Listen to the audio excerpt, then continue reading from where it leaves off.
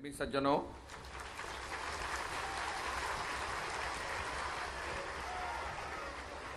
आज बदायूं के लिए बड़े सौभाग्य का दिन है, क्योंकि यहां पर महात्मा बुद्ध आए और उनके आगमन से इसका नाम पड़ा बुद्धमऊ। उसके बाद इसका नाम हुआ वेदमऊ और उसके बाद बदायूं हो गया। तो ये नगरी संतों के आगमन की नगरी रही है और यहां संतों का, महापुरुषों का सत्कार हुआ। और आज यहां पर यह कार्यक्रम सद्भावना सम्मेलन माता जी की जयंती के उपलक्ष्य में ये मनाया जा रहा है। हम महापुरुषों को याद करते हैं कि महापुरुषों के कृतित्व को, उनके किए हुए कामों को याद करके उनका अनुगमन करें, अनुकरण करें। महापुरुषों की जयंती मनाई जाती है। वे धराधाम पर आए और आने के बाद जनमानस के अंदर उन्होंने जागरण किया, जगाया। लोग उनके अनुगामी बन गए और उनका अनुकरण करने लगे। और उसके बाद जब वो ब्रह्मलोक को सिधार जाते हैं तो लोग उनके कृतित्व को, उनके किए हुए कामों को याद करके उन्हें अपनाना चाहती है कि उनसे हमें क्या शिक्षा मिलेगी और कैसे हम अपने समाज का और राष्ट्र का जागरण करेंगे, उत्थान करेंगे। हम लोगों को मालूम है कि आजकल आचार संहिता लगी हुई है, फिर भी ये कार्यक्रम हो रहा है क्योंकि ये विशुद्ध आध्यात्मिक कार्यक्रम है। और हमारा ये मानना है कि अध्यात्म की शक्ति से ही हृदय परिवर्तन होता है। और जब हृदय परिवर्तन होगा तो आपके परिवार का परिवर्तन होगा, आपके जीवन का परिवर्तन होगा, समाज का परिवर्तन होगा, समाज से आपके प्रदेश का परिवर्तन होगा और राष्ट्र के अंदर एक परिवर्तन आएगा। केवल मात्र आसमान को बदलने से, धरती को बदलने से, पानी को बदलने से आप युग परिवर्तन नहीं कर सकते हैं। सही मायने में युग परिवर्तन तब होगा जब मानव का हृदय परिवर्तन होगा। तो आज माता जी के इस पावन जन्म उपलक्ष्य में किस प्रकार से, क्योंकि यहां बहुत से पुराने प्रेमी भी हैं, कुछ ऐसे प्रेमी भी हैं जो श्री हंस जी महाराज के जमाने से, जिन्होंने दीक्षा ली हुई है और उनके परिवार लगे हुए हैं। और मैं बड़ी अथाह भीड़ देख रहा हूं यहां पर। तो महापुरुषों ने एक संदेश दिया कि तुम उठो और जागो और अपने लक्ष्य की प्राप्ति करो। इसीलिए कहा गया रामचरितमानस में, बंदो गुरुपद कंज कृपा सिंधु नर रूप हरि महामोहतम पुंज जासु वचन रवि कर निकर।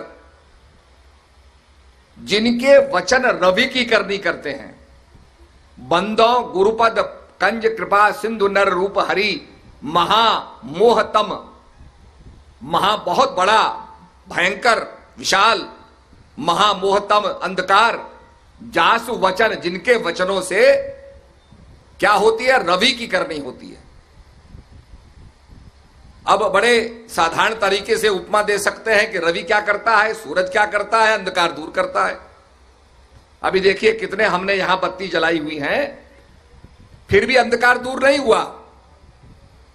हम सोचें बदायूं के अंदर सवेरा आ गया तो नहीं आया। हां, जहां पर बत्ती पड़ रही है उसका फोकस पड़ रहा है, उसका बिंब पड़ रहा है, वहां तक रोशनी है, उसके बाद अंधकार है। पर रवि की करनी क्या होती है कि एक सूरज निकलेगा और सारे बदायूं अंधकार दूर हो जाएगा, प्रकाश हो जाएगा। तो मेरा कहने का अभिप्राय है कि जासु वचन रवि करनी कर, जिनके वचन रवि की करनी करते हैं। और रवि की करनी क्या है? एक तो प्रकाश करना, अंधकार को दूर करना, क्योंकि हमारे ऋषियों की प्रार्थना है अस्तो मां सदगमय, तमसो मां ज्योतिर्गमय, मृत्युर्मा अमृतगमय, कि हे प्रभु, हे विश्वात्मा, जो विश्व की आत्मा है, उससे एक भक्त निवेदन कर रहा है अस्तो मां सदगमय, असत्य से सत्य की प्राप्ति हो, तमसो मां ज्योतिर्गमय, अंधकार से ज्योति की प्राप्ति हो, और मृत्युर्मा, जिस मृत्यु को हम प्राप्त होंगे। संसार में कोई अमर नहीं है, नोबडी इज इमॉर्टल। संसार में आया है तो जाना भी पड़ेगा। एक दिन घर में जब पैदा होता है तो बड़ी प्रशंसा होती है, बड़ी खुशी मनाई जाती है, और एकदम जब विदा होना पड़ता है तो लोग सब रोने लग जाते हैं, बिलख बिलख करके क्रंदन करते हैं। यह है संसार का नियम, जो संसार में आया है वो जाएगा भी। तो मृत्युर्मा, जो मृत्यु है, उससे अमृत्यु की ओर, जहां मृत्यु नहीं है, जहां पैदा नहीं होना, वो अजर अमर और अविनाशी, जिसका नाश नहीं होता है। तो कहा बंदो गुरुपद कंज कृपा सिंधु नर रूप हरि, महामोहतम पुंज जासु वचन रवि कर निकर, जिनके वचन रवि की करनी करते हैं। रवि का मतलब जब प्रकाश आता है तो सारा अंधकार दूर हो जाता है। आपने देखा होगा जो पृथ्वी का भाग सूर्य की तरफ रहता है वो सारा भूभाग प्रकाशित हो जाता है। और दूसरा काम क्या है सूर्य का, कि सूर्य जो है, जो पत्ते होते हैं, हरे रंग के पत्ते होते हैं, उन पत्तों के अंदर होता है क्लोरोफिल। अब वो क्लोरोफिल क्या करता है कि दूषित हवा को, कार्बन डाइऑक्साइड को ऑक्सीजन में परिणित करता है, दूषित हवा को स्वच्छ हवा बनाता है।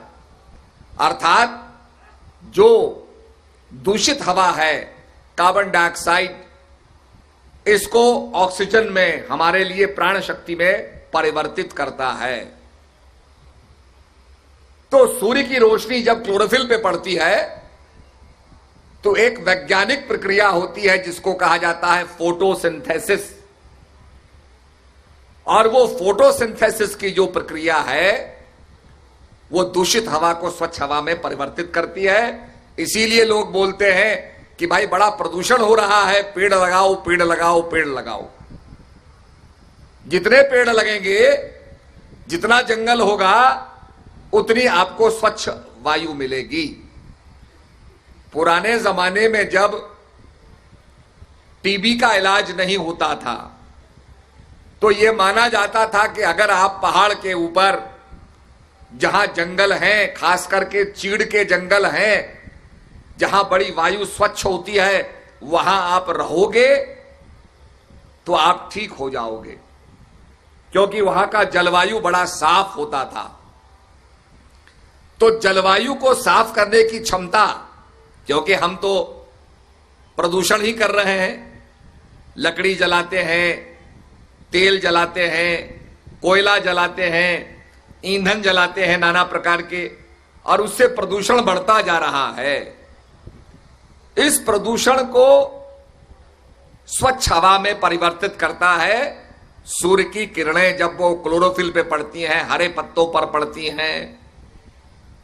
तो रवि की करनी क्या हो गई? प्राण देने वाली हो गई। क्योंकि आपने देखा होगा कुछ साल पहले, करोड़ों साल पहले, अरबों साल पहले, एक पुच्छल तारा जिसको मीटराइट कहते हैं धरती से टकराया और क्या हुआ, सारे जंगल जल गए, प्रदूषण बढ़ गया। प्रदूषण बढ़ने से जब इतनी ज्यादा धुआं हो गया तो जो जानवर थे वो घुट के मर गए। आज भी बड़े बड़े कंकाल जिनको बोलते हैं डायनासोर, वो पत्थरों के अंदर उनके कंकाल निकलते हैं। वैज्ञानिक उनको खोदते हैं, स्टडी करते हैं कि भाई इतना बड़ा जानवर रहा होगा। आपको शायद विश्वास ना हो पर यह बात सच्ची है। ऐसे ही आपने कभी शालिग्राम देखा होगा। हमारे सनातन धर्म में शालिग्राम की बड़ी मान्यता है और कहते हैं भाई भगवान का इसमें चरण है, विष्णु का चरण माना जाता है और उसकी पूजा की जाती है। शालिग्राम कहां से निकलता है? गंडक नदी से निकलता है, नेपाल में धरती के अंदर से निकलता है। और वो क्या है? साइंटिफिकली एक एमोनाइट है। धरती जब जलमग्न होगी तो एक कीड़ा धरती में चला होगा, वो जल के अंदर विचरण करने वाला कीड़ा जब ज्वालामुखी आई, लावा निकला तो लावा ने उसको लपेट लिया। तो आप जब शालिग्राम को लेकर के उसको खोले तो उसमें चक्र बने होंगे, वो कीड़ा बना हुआ है जिसको बोलते हैं साइंटिफिकली एमोनाइट। तो देखा जाए तो वो भगवान का चरण ही है कि पृथ्वी के अंदर जब जीवन का प्राकट्य हुआ तो सबसे पहले वो जलचर के रूप में हुआ। इसीलिए हम कहते हैं पहला कौन सा अवतार है? मत्स्य अवतार। भगवान ने जब प्रकटीकरण किया, भगवान का जब मैनिफेस्टेशन हुआ, भगवान जब साकार हुआ तो किस रूप में पहले अवतार हुआ? मत्स्य अवतार, मछली के रूप में। वो एमोनाइट इसका जीता जागता उदाहरण है, प्रूफ है। और आप शालिग्राम को उठाओ तो दूसरे पत्थरों से ज्यादा वजनी होगा क्योंकि उसमें लावा होता है। लावा के अंदर लोहे के कंटेंट्स बहुत ज्यादा होते हैं, फेरिक और फेरस कंटेंट्स ज्यादा होते हैं, इसलिए वो बहुत ज्यादा भारी होता है। और उसको आप खोलो तो वो दो भागों में उसको तोड़ने पर बंट जाता है और उसमें चक्राकार चक्र बने होते हैं। तो मत्स्य अवतार के बाद क्या अवतार आया? कच्छ अवतार आया, जो जल में भी, धरती में भी, जल में भी विचरण करता था। कच्छ अवतार के बाद बराह अवतार आया, नरसिंह अवतार आया, वमन अवतार आया, उसके बाद रामकृष्ण अवतार आए। और फिर यह माना जाता है कि कलिकाल के अंदर, कलिकाल का उद्धार करने के लिए, इस संसार का उद्धार करने के लिए जब बहुत ज्यादा समस्याएं पैदा हो जाएंगी, क्योंकि कहा है जब जब होए धर्म की हानि, बाढ़े असुर अधम अभिमानी, तब तब प्रभुधर मनुज शरीरा, हरे कृपा निधि सज्जन पीरा। जब कलिकाल में जब जब होए धर्म की हानि, धर्म समाप्त हो जाता है, धर्म की हानि हो जाती है। बाढ़ है असुर अधम अभिमानी। अब देखिए, लोग समझते थे कि हम बड़े विकसित हो गए हैं, बड़ा हम मॉडर्न हो गए हैं, बहुत हमने विकास कर लिया है। पर आज कोई कहीं मार रहा है, बम फेंक रहा है, आदमी को मारने में लगे हुए हैं, लड़ाइयां हो रही हैं, रुपए का अवमूल्यन हो रहा है, करेंसी का अवमूल्यन हो रहा है। तो बाढ़ है असुर अधम अभिमानी। तो कहा ऐसे समय में, ऐसे वातावरण में जब कोई मार्ग नहीं सूझता है, रास्ता नहीं मिलता है, तो क्या होता है? तब तब प्रभुधर मनुज शरीरा, मनुष्य के शरीर में, मनुष्य का शरीर तो लिमिटेड है, उसकी सीमाएं हैं, पर उन सीमाओं के अंदर बंद करके महापुरुष का आना होता है और ज्ञान दे करके वो समाज को उसको सुधारते हैं और उसका जागरण करते हैं।